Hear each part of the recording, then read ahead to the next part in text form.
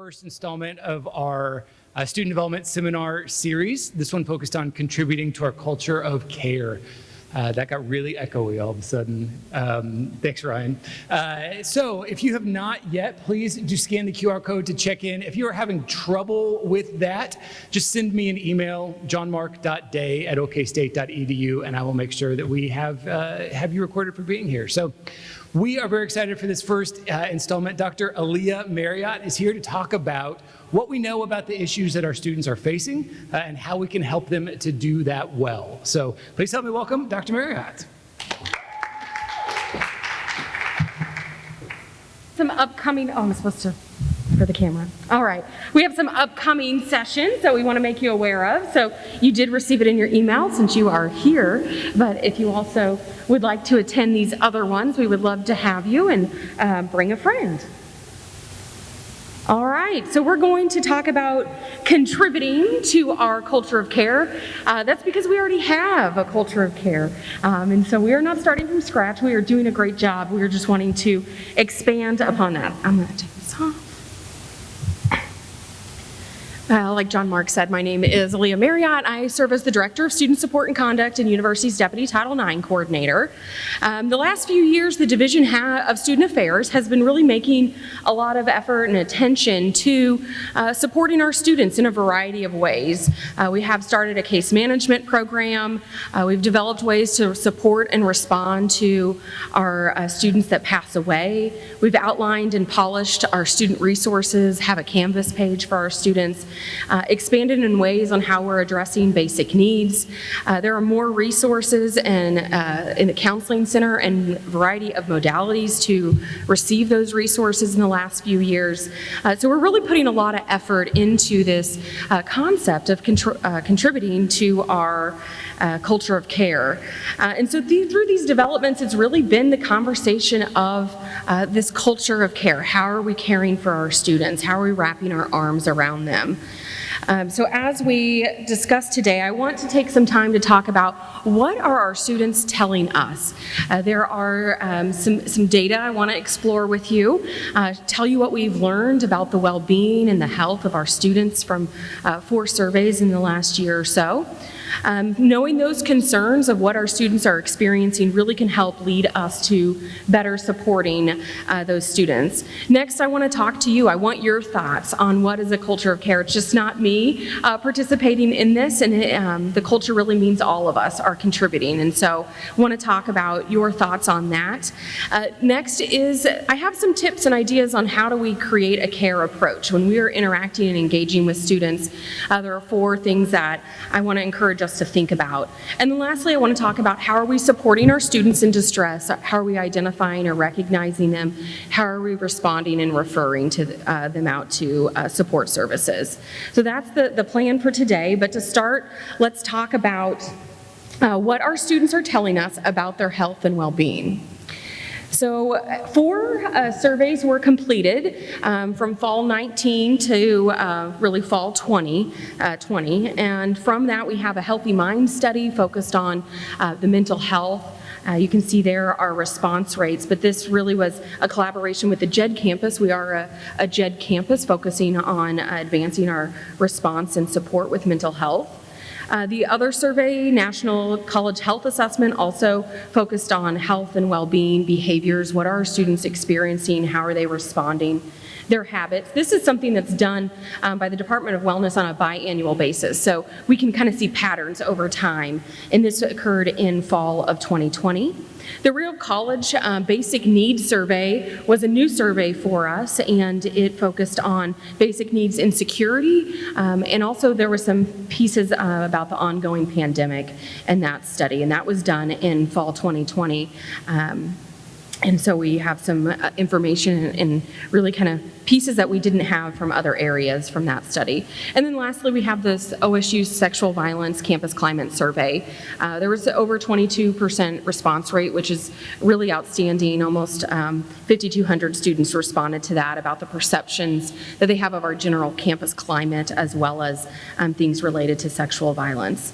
So a piece to remember or know about these points of data, most of them We're in during the pandemic.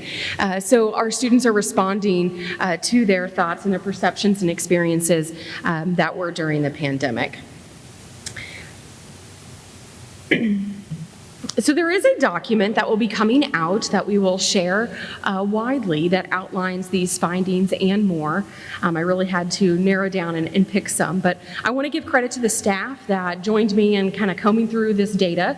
So Dr. John Mark Day, Dr. Carrie Pratt, Dr. Johnny Robinson, Dr. Catherine Gage, and Chuck Lester all participated in looking through this data to come up with these kind of trends that we're seeing specifically with OSU students. So from these 4 surveys, we have these 6 aspects of student well-being that emerged, and I'm going to explore them with you. I'll confess there's a lot of data, and I really narrowed it down. If you know me, I am Enneagram 1, right? I'm very organized. I'm like a little over the top at times, and right now we're planning our son's 3rd birthday party for this weekend, and it's dinosaur themed. I'd say you're welcome, but you're not because it's COVID. And you know, I'm a little over the top with it too, right? Like I have all the decorations that match the cake. I decided that wasn't enough for the 6 people coming, that I also needed to get dinosaur cookies, you know, matching family t-shirts. It's over the top, y'all. And I am not willing to cut back because that's just who I am.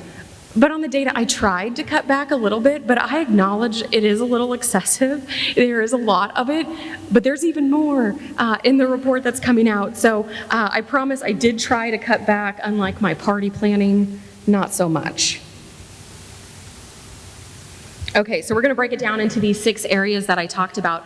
The first being mental health. So one key piece that we learned was students have experiencing symptoms of mental health, anxiety, and depression specifically than what they are identifying being clinically diagnosed. And so the screening tools used within the assessments were saying, hey, this is a high percentage of students, but then when students are asked, are you clinically diagnosed, there's a gap there. So that's helpful to know that we're having more than maybe who are making contact with our health services and counseling services. 23% of our students reported being diagnosed specifically with major depression, persistent depressive disorder, and a disruptive mood disorder. And then from those students, 72% of them identified seeking some type of professional help. So that's a great number to see that people are receiving the services.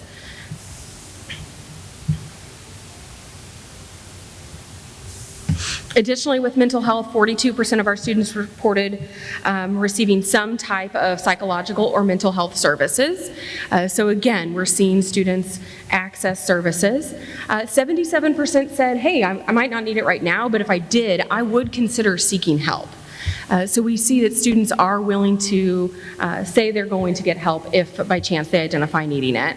Unfortunately, 10% of our student population did identify engaging in acts of self-harm, and 2.5% identified as attempting suicide. So definitely concerning numbers. We still need services and support for our students. Also related to mental health, but really I think focuses on a need for developing a sense of belonging within our students. So maybe a plug for our upcoming student development series with Dr. John Mark Day and Kayla Loper. They're going to be talking about sense of belonging. But what we learned from our data here is that during the previous 30 days, they identified 68% felt hopeless anywhere from a little to a lot of the time. 51% of them felt worthless. 62% reported a lack of companionship, and 67% felt isolated. So definitely concerning numbers when we're looking at our students having a sense of belonging, feeling as they are part of our campus. These are concerning pieces. 54% of our students reported that OSU campus is where we look out for each other. I would love to see that increased. I hate that it's only 54% feel that way.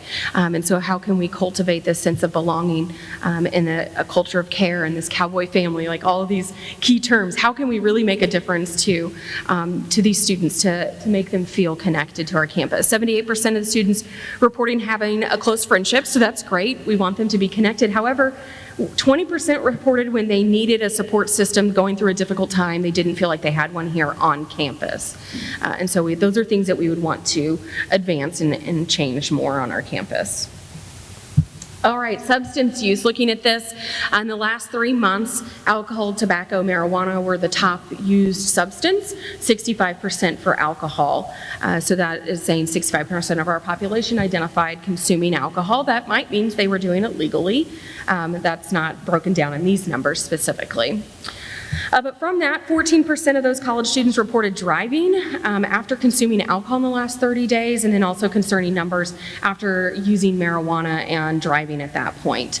Another statistic from the substance abuse area or use area is 50% of our students reported drinking in the last 2 weeks. Okay, but when they reported drinking, the rate of their consumption is what's most concerning. They're reporting to have at least one episode of high intense drinking, and what that's defined is 4 or more standard drinks in a row. So binge drinking is another term associated with that. So 57% of them are drinking at this high rate, and that's definitely, or excuse me, 65% out of the 57 that did identify drinking in the last 30 days, so, or 2 weeks, not 30 days, goodness. So that is an area that we have to be concerned about and their well-being, and maybe ours if we're on the street as well. Okay, switching to basic needs. I'm curious, if I was to ask you, I'm going to ask you, my curiosity is, how many students do you think experience some form of basic needs insecurity on our campus? Just throw out some numbers, except John Mark, because I know you know the number. 15, okay. 40%? 46? Okay, so it is actually 51% of our students identified having some form of basic needs insecurity when they took this assessment in fall of 2020. So that is a high number. It's higher than any number that anybody said. And so it's shocking, and I think that we need to be aware of this. If we think about, if you're familiar with Maslow's hierarchy of need, right, our psychological needs are the foundation of us being successful. So if we're not getting air, water, sleep, we don't have clothes, food, we're not going to be able to be successful as a student, right? Meet the other areas of the hierarchy. We're not going to live, laugh, love, and be successful here as a student. And so these are important baseline things that we have to be addressing with our students. So if we dive in a little bit more, on the next slide when you see that, 26% of our students identify having food insecurity in the past 30 days. So that's more than a quarter of our students in a 30-day period identify food insecurity, so not having the food to eat. 39% identify having housing insecurity in the last year, 15% homeless in the last year. I don't think that's probably a, I'm sorry, I can't. I don't think that homelessness is something we probably think about with our students, but 15% identified with that. And then 32% reported not being able to afford healthy and balanced meals. And I think that's key if we're looking at the substance we're consuming. Is it actually helping us in the classroom and with our academics? So the identities here listed are the most prevalent of experiencing basic needs insecurity. So there's definitely a disparity in these individuals that identify as LGBTQ, Pell Grant receiving, racial, ethnic, minority students or first-gen students opposed to their peers that don't identify with those identities. And so there's a gap there in making sure that their needs are being met. Transitioning to sexual violence. Good statistic here, we got 67% of our students that are having the perception that they feel faculty, staff, administrators are concerned about sexual violence. I would like it to be in the 90s, but 67, at least we're getting there. I don't think that's a horrible spot to be, but we need to increase that. Some great numbers with our students and their behaviors. 97% of them agreed that they would not have sex with a partner if that partner was affected by a substance, because they couldn't give consent, so that's great to hear. And 94% of our students said that they would intervene and help a friend if they had experienced sexual violence. So a peer support piece is good to see.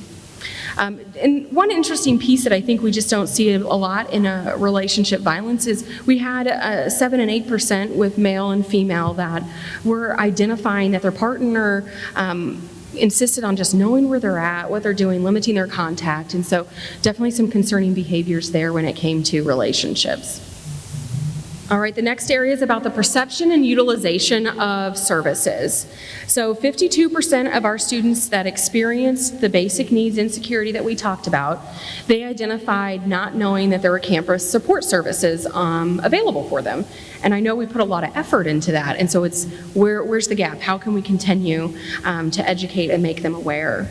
27% of our students that experienced basic needs insecurity reported that they were too embarrassed to apply for those support services, so addressing the stigma associated with that. 48% of our students said they were not familiar with a victim advocate for sexual violence. And 82% of our students did identify knowing that counseling services was available on campus, so that was a good piece to see.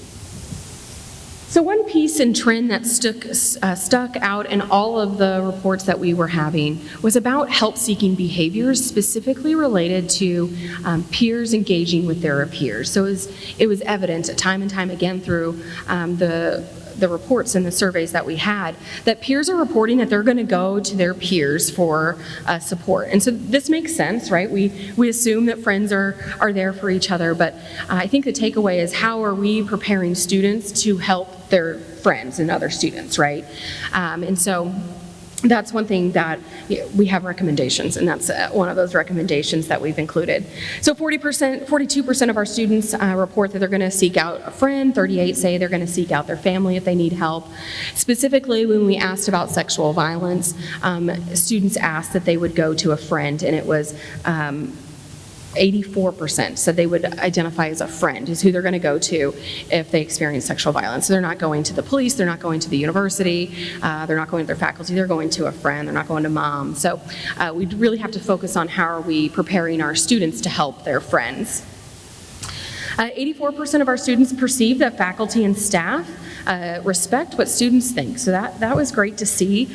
And then 52% of our students did perceive that there's a public stigma if they were to receive mental health. And so I think that, we are aware of the stigma associated with mental health, but the positive note here is 94% of our students reported they would not think less of someone else who received mental health treatment. And that's a great number. Our students are not falling into the stigma. However, if they have a need, they might feel that they could be judged by it and have that restriction. And so I think, communicating to our student population, hey, 94% of our students say that they are not going to judge you or think less of you if you go and get service. So that social norming of help-seeking behavior, I think, can really help us.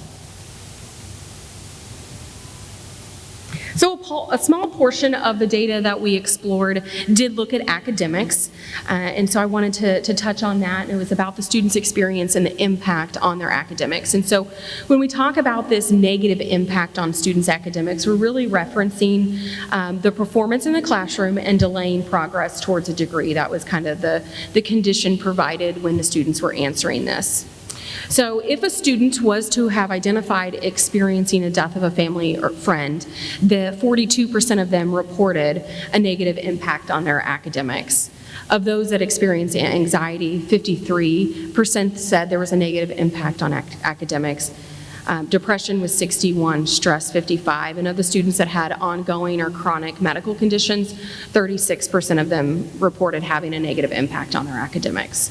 And I think I threw that specific statistic in there because I think it's important to see that, that makes sense. If someone was receiving maybe chemo treatment for cancer or had some ongoing treatment that they were needing, we would expect that to impact their academics, but we're only seeing a 36%, where everything else is higher than that. And so I think that really highlights how we can't forget about the negative impact that could be occurring in our students that experience stress, depression, anxiety, those things. 80% of our students reported that in a 4-week period, that there was at least one day that they felt emotional or mental difficulties that are impacting their academics. And then of that group, 26% of those students reported feeling that way 6 or more days in a 4-week period. And so I think that is a piece that we have to think about it. If it's not maybe a diagnosis or an experience that they have had, there are other pieces still impacting their academics based on their well-being and their health. Okay, like I said, lots of data.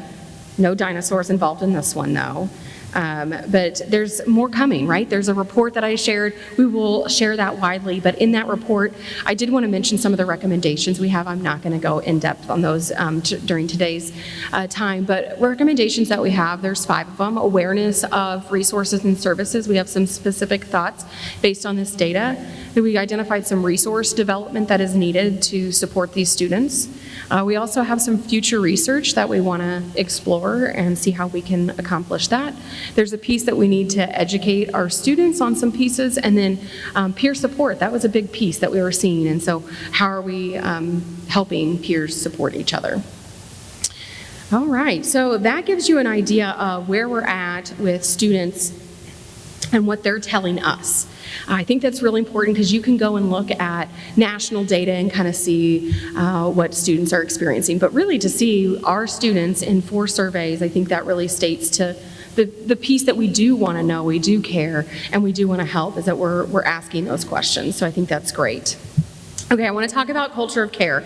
As I shared earlier, I want your thoughts on this, and so I am going to ask you if you can just share with me what is your thoughts on what's a culture of care? What does it look like?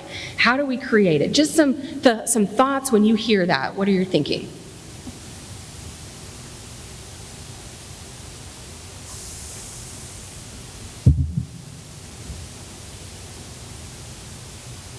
Don't be shy. Yes. I think about it like I think about belonging. Like you can't say to the students who care about you, they have to feel it. There has to be like evidence that they've experienced that. Love it. Yes. It has to be a show, not just the words. Yeah, Emily? I think about it in terms of like not only go peer to peer support, but rather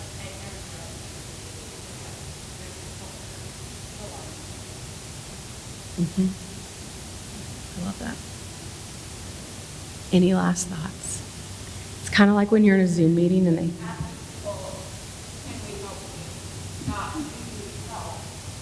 Oh, I love that. Yeah. That's right.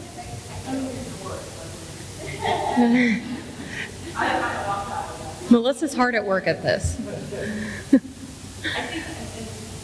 what you're hearing, what conversation is the experience. I think the experience is huge. Because I'm thinking about the fact that we have all those resources and students that know about them. Mm-hmm.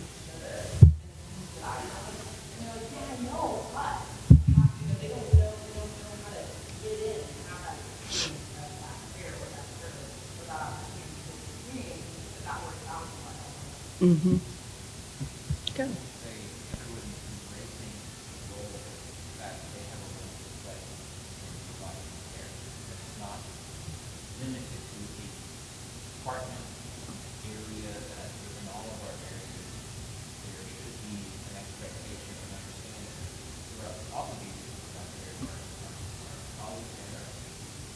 I love it.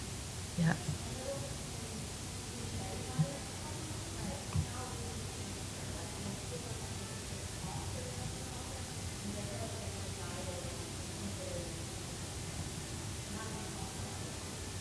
Mm-hmm.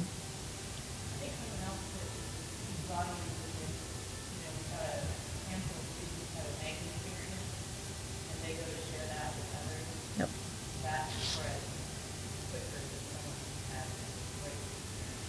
Mm-hmm. Yeah.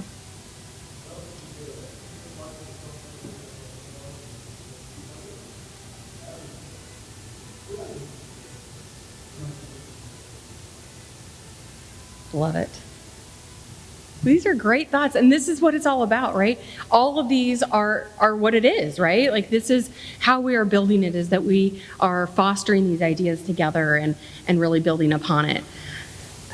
One thing that, my doctoral program, I was in an educational leadership policy studies program, right? So what's that mean? And within my research, within the educational side of things, I really focused on organizational structure, bureaucracy, and presidential leadership.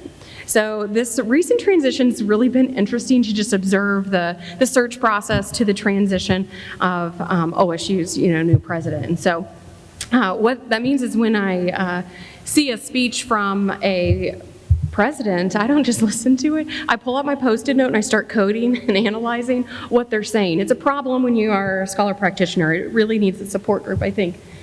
So what that means is I have looked at this recent speech. It just came out. President Dr. Shrum gives this welcome to students. You hopefully saw it in your email and watched it. I do have a QR code if you need to watch it later, but you can also go to O-State TV, and it's pretty much on the front page there. But her speech highlighted a number of pieces that contribute to our culture of care. So don't hesitate to stop and ask questions when you need help. We're the friendliest campus in the world. I also immediately thought, are we going to trademark that as well? So I was like, oh, what's this mean? So we'll see. And then she says, please know our dedicated faculty and staff are here to welcome you and lend a listening ear and a helping hand. Study hard, great advice, make new friends, love it, and support your cowboy family along the way. Right? Just 3 things. I don't know, maybe that's a 2-minute video of a welcome to the students. A lot of great information, but these 3 things really stood out to me, that she is supporting and advocating, and really just in the same message, yes, welcoming students, but telling faculty and staff what is expected of us from her perspective, right? So if she gives any other speeches and you want me to analyze them, I'll pull out my Post-it note and let you know what I thought.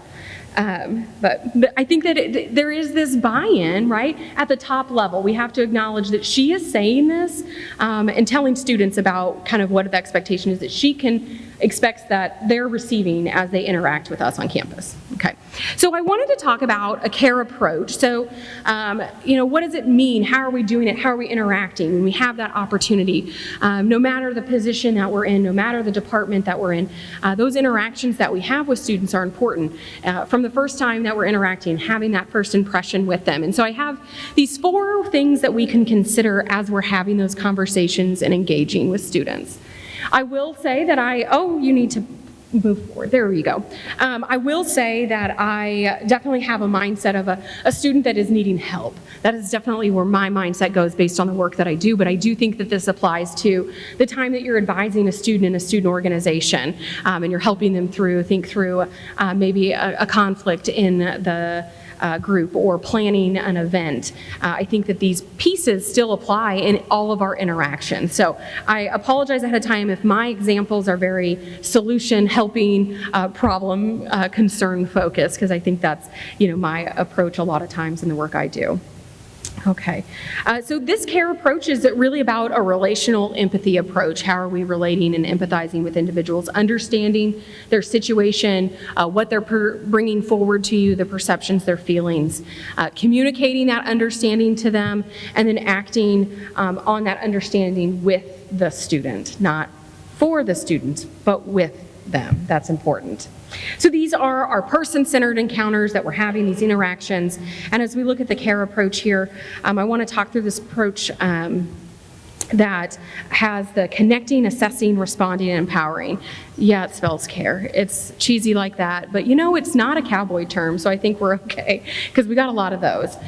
So I want to just talk through what these each mean. Connecting, it's about having a rapport with the student. Assessing, taking time to understand their perception and their situation. Responding, this is about communicating with compassion in a positive way. And then empowering is leading the student to have control of their next steps, empowering them to do it. And so let's just talk about how do we deploy each of these 4 areas. So with connecting, this is really what happens when you make it just clicks, right? Like you're connecting with someone. It feels natural, spontaneous at times between the people maybe when you first meet. But when it happens, you know it. It feels good that you've built this rapport. It's a sense, you can sense it when it's not there. Maybe it's a little uneasy that you're not building that rapport with someone. And so as we're establishing rapport, we're creating a trusting environment with individuals to make them feel comfortable sharing information with us. Those first impressions do play a part of this. So maybe the way we introduce ourselves, maybe verbally or non-verbally, we'll talk about those pieces. That's part of that connection. When we talk about accepting the student as a person, that's accepting students is not about approving of everything that they tell you. By golly, I don't approve of many things students tell me these days, but it's about accepting who they are, right? I can still have that conversation and be non-judgmental and have that conversation without prejudice with them. So this demonstrates our respect to the individual, and nonverbals can play a part of that. So maybe an example might be if I'm talking to an international student, I'm not talking louder to them as if they can't hear me. That would be a cue that I'm not respecting them. I'm not identifying that they're a person too and they don't need me to yell at them. I think that's something, that can happen. Or maybe a student that has a physical disability. Do I talk to them slower? It's not that they can't understand what I'm saying. And so it's those unconscious bias pieces that can impact how we're accepting a student. That's not today's session, but I do want to encourage if that is an area that you feel like you need to expand upon, we always probably all do, and being aware of unconscious bias and how it plays a part of our interactions, I think that would be a great resource for individuals to expand upon.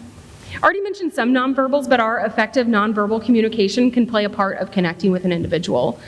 So that can be anything from eye contact, we're not staring at them, that, Prolonged eye contact. might be a little uncomfortable, but then we're also not just giving, no eye contact, giving off this vibe that we're very cold and that we don't have time to talk to them. Our posture, the way that our legs are, the way that our arms are, if we're talking to someone and we're not positioned towards them or our arms are crossed, these are not going to aid in being able to connect with an individual. So being aware of what our nonverbals are and how we're communicating with those as well. So allowing the student, what I say is to tell their story. What is their experience? What is it that they're struggling with? What is it that they came to you with? And I think sometimes you could get in kind of a routine. Like the students are always going to come and tell me about this particular piece of equipment not working, or they're frustrated they can't find something in the building or something like that. Don't just jump to conclusions that I know exactly what you're saying. You want to know where the registrar's office is. I got it. No, maybe they're looking for something else. I need to give them that space and that time to be able to listen and understand. That again shows respect and interest in helping them. This connecting concept is not just at the first time that we meet with someone. It runs through the full communication, right? Like we need to keep these pieces in mind the whole time we're communicating with them, as well as reconnecting with them. So as we see students again, reflecting back maybe to something that they shared with us the first time. So I remember you telling me about, or how did that go? You were planning this event. How was that? So reconnecting with them is also part of this connection. So that's our C. Our A is assessing, where we're attending, understanding the whole person and asking questions. So it's understanding their situation, their perspective, their feelings, as well as the attached meaning that maybe they're not flat out telling you, but is part of what they're trying to communicate to you. So attending to them is focusing on maybe not exactly on what they're saying, but the meaning behind it, identifying maybe what some of the underlying issues are. So maybe saying something to the effect, I get the impression that you don't find working in your chemistry group lab an easy thing to do because others are not doing their work. Whatever it might be, I get the impression. That kind of goes to the underlying issue. Maybe they're not right out saying it. Maybe it's some emotions that are attached with it as well, and helping identify what those might be for them. The understanding the whole person is about not characterizing the student for the reason maybe that they came and talked to you. This could be maybe an identity that they strongly possess. So maybe it's a president of a student organization and you advise them and you think they're coming in to talk to you about the upcoming meeting for the student group. Maybe they're coming in for something else, just not jumping to the conclusion on what they might be there for, or that maybe their identity is the reason or the underlying problem for all of the issues that they have. Understanding the whole person is considering all aspects of their life. I know in our office, when we're meeting with students, I hope that we're always asking them more about than what they're initially there for. So, you know what? People don't come to Student Support and Conduct to talk about their academics and only their academics typically, right? But I want to make sure that we're talking to students about their academics, about their support network, about the issue, yes, that they're sitting in our office to talk about, but their well-being, how things are going, how's that roommate that you have in housing. So really thinking about them as a whole person, not just maybe for the situation and the issue that you have in front of you with them at that point. And then when we're asking questions, oh goodness, There we go. I'm so sorry.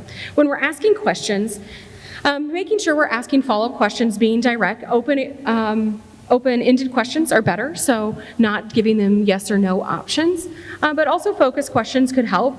You said you're feeling tense. What do you mean by that? Or tell me more about that. Is something that works for a lot of times of getting the person to talk a little bit more. I remember to progress for you. There we go. So the next R, responding. So how we're responding, this is directly relaying the issues and concerns identified in our assessing stage when we gained an understanding, we asked questions. Now we're demonstrating this understanding to them that we are taking their issue, their situation, their perspective serious. So what you're saying is that you're confused about the different shifts that are available for our student employees, right? So I'm gaining an understanding, I'm confirming with you that that's accurate, and I'm showing care and compassion as I do this. I'm validating maybe any reactions that they have. That's typical to feel that way, that's understandable. Validating those reactions that they have really can help them get to a point that they are willing to accept that and go, okay, now I have this empowerment, which is the E, to be able to move forward. I encourage us to be positive. You know, sometimes they might have a rough situation to present to you that's not so great, but how can we be positive about that? What's that attitude that we're being honest with them and not negative about their problem or concern? We want to give hope and empower them. Our response can provide really a path of resilience for them to take the action step of going forward. You know, if we're giving them empowerment, hopefully it's addressing any maybe vulnerability they have, or if they're anxious about, you know, their next step, it really can help them with that. And then resources, right? Giving relevant information and resources. How are we giving them advice? How are we giving them information on resources that meet their needs? We've talked a little bit about it in the data. There are resources out there, and I will talk more about it today to give you some idea of what is available for our students. And then last, empowering. So this is helping our students feel like they're in control of their environment, their options, their decisions, and moving forward. We have to appreciate there's a bigger picture, right? We talked about students have other things going on in their lives than maybe just that one thing that, you know, maybe they're a student employee for us, or maybe they're a student that we advise in a student org. There's more than just those pieces of their lives, and we have to acknowledge that. So maybe we were giving a student instructions to fill out an academic form for academic affairs, where you go to the registrar's office, pay, or website, print it off, and then, you know, take it here, take it there, take it there. They just kind of like, you know, take a little tour around campus to get things signed. In that, I assume that they have a computer. I assume they have a printer. I assume they know where to go to get their advisor to sign off, or the academic director of that area to sign off. And so if I'm not taking into the full consideration, maybe that student doesn't have those resources, or maybe that student works 35 hours a week, and my expectation and thought that they're going to get this done today, and that's where they're headed to do, might not really be the full picture. And so if I am engaging with that student to make sure I understand, you know, their ability to complete things and get that really just the big picture of their life, more than just the issue in front of us. And then action planning, like I said, with the student is important. And so what are our next steps? What are our goals? What can we accomplish? Talking through with the student on what they think they would like to do. Maybe you give them some options on, here's some things I would think about doing, but really for them to be able to empower them is them deciding and taking the next step, you encouraging that and building confidence in them. So when people are most likely to accomplish something when they feel like they can do it. If I feel like I can't do it, I'm probably not going to put much effort into accomplishing it. And sometimes, you know, giving them the confidence and highlighting the strengths that you see in them to accomplish whatever goal that they've set out, I think is helpful by, you know, endorsing or confirming, affirming or congratulating them can help really just build that confidence in them. Okay, so what I just wanted to do is hopefully provide you with 4 approaches here in the care approach for how you interact with individuals. Again, we've kind of mentioned in our care, culture of care, it's not just us, but how are we interacting with the other people on our campus. And so I think this is a way that it's with our students and with each other as well to deploy these strategies to really help foster that culture of care. So the next thing I wanted to talk about, as I shared at the beginning, was supporting students in distress.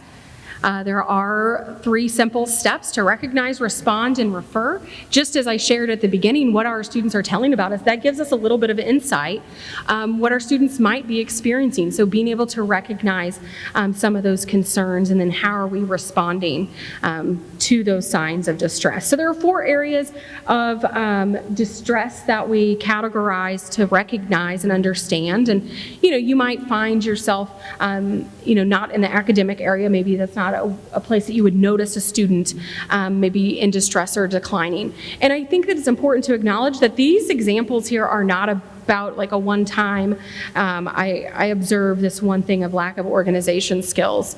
That's not meaning they're in distress. What we're looking at is more of a pattern of behavior, or multiple of these that are popping up, and you're noticing, maybe you know the student and you see that they were always engaged and now they're not, and they've just really not engaged anymore, or you see a physical change in their appearance and there's really not a good understanding for it when you ask about it. If they said they had OChem they were studying for, that might describe why they look a little disheveled today. But if you're seeing a pattern of behavior over time, those are things that we're looking for. So physical things and change in appearance, like I said, loss of sleep, maybe they are under the influence of substances that could also contribute to slurred speech, but other things can contribute to that. Strange behaviors, they're paranoid. Those would be things we would want you to identify as warning signs, again, a pattern. The other 2 areas, psychological and safety risks. So, our peers identifying things that are strange and out of character for that individual and coming and talking to you about it, those would be things to take notice of. They're irritable. And then safety risk. If anyone ever identifies that they're going to harm themselves or others, that definitely would be a process in which we are recognizing the distress and then responding from there. So with responding, perfect. This is really what we've already talked about in that care approach. We're having a conversation. So I'm not going to go into detail. What I typically do is talk about how do we do this? How do we have those conversations? But the things I want you to remember when you're responding, in addition to those pieces of culture of care that we talked about, is to stay safe. So if there ever is an emergency, we call 911. We stay calm. Sometimes these are not comfortable conversations to have. Take a few breaths before maybe you're talking to the student about their disheveled look. Using our active listening skills, and then asking direct questions. Never be afraid to ask directly the student about what's going on. Specifically, if they have thoughts of harming self or others, you're never putting in their mind, instilling that thought that they would harm themselves or others. So always asking. So those are things to think about in addition to those care approach pieces we already talked about. Then as we are referring, so we're in our 3rd stage, we've recognized, we respond, and now we're going to refer. We don't expect that you're the ones that hold that information. We actually would appreciate you telling us so we can help address the concern. But if there is immediate assistance, yes, that means you call 911. And then, of course, let us know after you do so through a care report or calling a student support and conduct office if it was something that the police were involved in. We'd love to know so we can help that student. Maybe, I don't know, maybe assistance is needed. Not so sure if the student needs help, or maybe they are identifying that somebody needs to help them. And so filling out a care report, I'll talk about what that looks like and share that in a bit. And no, they don't need immediate assistance. They're just really tired. They've been studying a lot. They're just disconnected. Maybe they had a recent breakup. That's when we want to give resources to them, right? Like they don't necessarily need someone that calls them and engages with them about the concern. So care report, this is what the website looks like for a care report. So you go to Student Support and Conduct's website, ssc.okstate.edu/report, and there's an option there to fill out a care report where you can define what the concerns are that you've observed or the interactions that you had with the student that were concerning. And from there, we will receive the report, and a case manager will reach out to the student to talk to them about their concerns. But I also want you to know that we have 2 teams on campus that are assigned to really help and support a student. We have a behavioral consultation team that addresses more of our threats to campus, so threat to self or others, so more of high-risk issues. And then our care team, this is about early intervention. How can we intervene with a student at a low level to get them the support they need so we're not escalating the behavior, that they aren't having continual impact maybe in their life based on whatever struggle they might have. And so we want you to know that these exist, and the care report is the avenue for us to know about it. I mentioned case management, so Kira Frisbee is our case manager, and we're hiring more case managers for campus, but case management is available for our students to provide support and outreach and help them get connected, and really the care report helps us do that. All right, so let's talk about some of these resources. I'm going to ask how many of these you did not know about when we're done. So keep track. If you didn't know, I'm like, oh, that's good to know. Let me know. So I want you to know we have a bias incident response team. It started last November.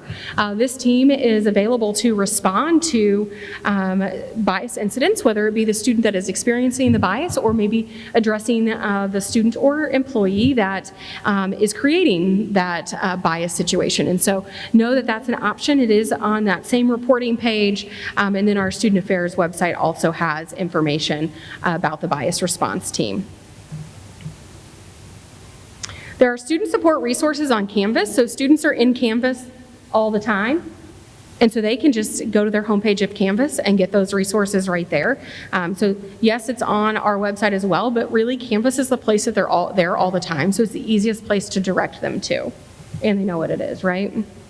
I want you to be aware of crisis resources. So of course you can always call 911, but do know that there is a 24-hour hotline called Call Sam, and the number is there, that students could call at any point for 24 hours a day for a counselor to respond to any issue of crisis. And then of course we have a sexual assault victim advocates. Basic needs. We've talked about 51% of our students identifying have some form of basic need. Over a quarter of them are related to food insecurity. And so food pantries across campus, there are a number of them available. Our Daily Bread also is our community resource, but they come to campus. They do a mobile market, and that's a great thing to tell students about. Pete's Eat, they can sign up on campus link, and then they get notifications of free food that is available. And of course, we do have SNAP benefits in the state that can help, and we have staff that can help students get connected to SNAP.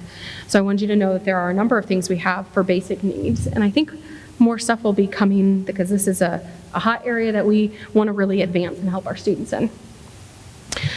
Cowboy Strong funding, if you're not aware, we do have emergency funding for students that experience an unforeseen hardship. This is not a tuition supplement or a scholarship. It is really for the financial hardship, not tuition. So students can, there's student affairs, it's on their website. It's also through our office. If they have questions, they can reach out. I want you to know that all students this year are completing an online training that includes mental health. So the Department of Wellness created a module about mental health for students to make them aware of mental health with students as well as resources. And so that is connected to their sexual violence online training. So that is for new students, they'll be completing it. To expand your knowledge in this area, I do encourage you to complete 2 trainings. There's a QPR training and Cognito. Question, Persuade, Refer and Cognito are both about responding to warning signs about suicide. And they're online, so you can do them on your own. Let's talk about it. This is the university's campaign to talk about anything. So mental health, reducing that stigma, right? We said over 90% of our students are saying they would not judge someone if they got services. And so we want it to be well known that students have issues, and When Life Sucks is a great video series that students talk about those issues and how they have the resilience and how they've overcome them. So check that out, share that with students. We do have a dedicated email there that students and employees can use, and we can answer questions from that through the Counseling Center about mental health. And then we do have an Active Mind student organization that our university is supporting and helping facilitate these conversations among students. We talked about that peer-to-peer support's important, and that's part of it. Okay, so how many resources did you not know about? 1? No, everyone knew about all of them? 1? 0. Thanks, my office. Good job. Okay, everyone knew about all of the resources? This is good. Okay. If that's the case, no, that's okay. The idea is that we want you to know so you can help our students know as well, as we saw that was a gap that we needed our students to know about. Okay, so today we have talked about the culture of care. I'm sorry, I did not progress. There's that website and email. We've talked about the culture of care, how we define it, what our students are telling about us, or about themselves, excuse me, and what maybe we need to do about us, us please, and some approach. How are we compassionately responding to students, and how do we go about supporting students in distress, as well as resources? We are close on time. We have about 6 minutes. I am more than willing to stay and answer questions. If people have questions they'd like to ask now, I'm also willing to do that as well, but I don't think I have anything else to share. So thank you for coming.